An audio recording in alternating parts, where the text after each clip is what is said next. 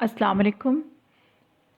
लफ्ज़ लफ्ज़ कहा जाता है इंसान अपनी ज़ुबान से जो कुछ भी लफ्ज़ बोलता है, जो कुछ भी अल्फाज की अदायगी होती है, हम जो कुछ भी बोल रहे हैं उसको लफ्ज़ कहा जाता है। इसकी लफ्ज़ दो तरह के होते हैं। एक कहा जाता है लफ्ज़ मुहमिल और एक है लफ्ज़ मौजू। लफ्ज़ मुहमिल उनको कहा जाता है जिनके कोई मानी नहीं होते। ऐसे अल्फाज जिनके लुग़त में कोई मायनी नहीं है, हम उनको वैसे ही इस्तेमाल कर रहे हैं।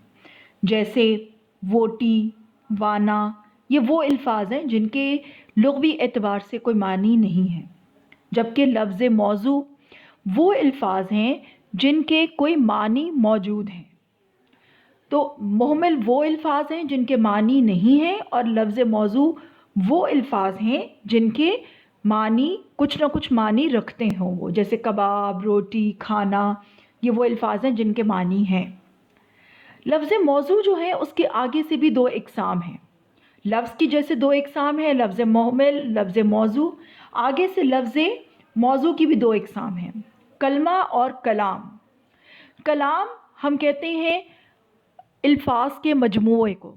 हम जो छोटे छोटे जुमले अदा करते हैं वो कुछ अल्फाज के मजमूए होते हैं और उसको हम कहते हैं कलाम।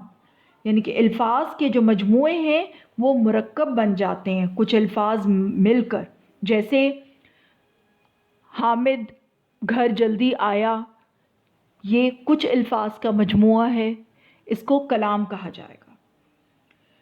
कलमा, अकेले और बामानी लफ्ज़ को कलमा कहा जाता है। यानी कि एक अकेला लफ्ज़ लेकिन वो ऐसा लफ्ज़ हो जिसका कोई ना कोई मानी मौजूद हो, उसको कलमा कहा जाता है। आगे से अगर हम आगे इसकी इसको आगे देखें, कलमा की भी तीन इक़साम हैं। फिर शुरू से बता रही हूँ आपको मैं, हमने आगाज़ किया था लफ्ज़ की दो इक़साम हैं, लफ्ज़ मुहमिल, लफ्ज़ मौजू। लफ्ज़ मौजू की फिर आगे दो इक़साम हैं, कलमा और कलाम। और कलमा की फिर आगे से तीन इक़साम हैं, इस्म, फ़ेल और हर्फ। इसमें इस्म जो है वो किसी भी चीज़, जगह या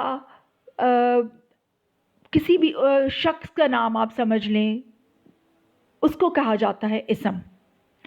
जैसे कोई भी चीज़ हमारे सामने पड़ी हुई है, पंखा है हमारे सामने, बत्ती है, तो ये इस्म है। किसी भी शख्स का नाम इस्म कहलाता है।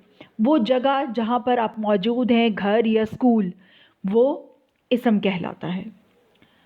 फ़ेल, फ़ेल कहते हैं काम को। ऐसा काम जो भी हम कर रहे हैं, जो खा रहे हैं, पी रहे हैं, सो रहे हैं, उसको फ़ेल कहा जाता है। अब वो काम हम कब कर रहे हैं, मुस्तक़बिल में करेंगे, हाल में कर रहे हैं या माज़ी में किया हुआ है।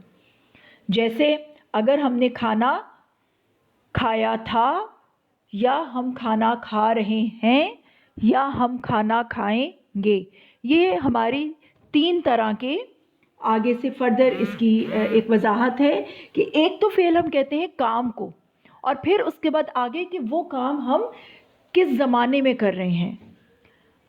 तीसरी किस्म है हर्फ। वो ऐसा कलमा जो अकेला तो कुछ मानी नहीं रखता, उसका अपना तो कोई मानी नहीं है, लेकिन दूसरे कलमात के साथ मिलकर मानी दे और उनमें ताल्लुक़ पैदा करे।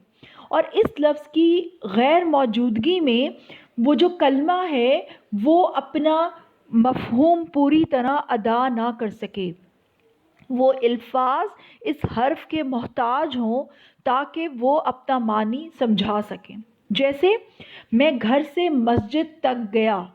अब इस जुमले में से और तक इसके कोई लुग़वी मायने नहीं है, लेकिन इनके बग़ैर जुमला नामुकम्मल है। अगर हम इन हरफ़ों को निकाल दें जुमले में से, मैं घर मस्जिद गया, तो जुमला जो है उसका मानी वाज़े नहीं हो रहा।